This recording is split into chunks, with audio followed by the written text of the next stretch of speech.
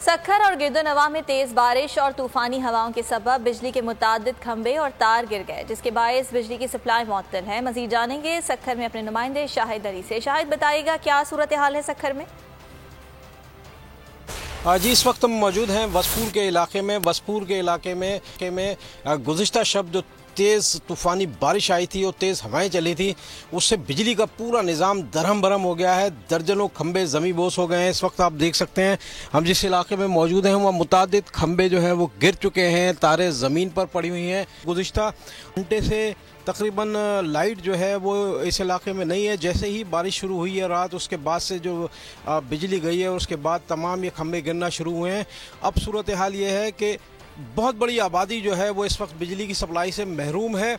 यहाँ कहीं भी अभी तक सेप्को का अमला या मुतल्लका जो वापडा का ट्रांसमिशन का अमला है वो कहीं नज़र नहीं आ रहा है। तारें गिरी हुई हैं, खंबे गिरे हुए हैं, बिजली की सप्लाई मुअत्तल है, लेकिन अभी तक उसकी रेस्टोरेशन के लिए यहाँ पर कोई अमला नहीं पहुँचा है।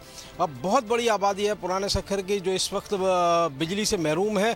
खंबे वगैरह तमाम जो है वो इस पूरे इलाके में गिरे हुए हैं। इतनी तेज़ हवाएं आई थी कि मुतादिद दरख्त ज़मी बोस हुए हैं। उसके साथ साथ ये खंबे बिजली बहुत शुक्रिया आपका।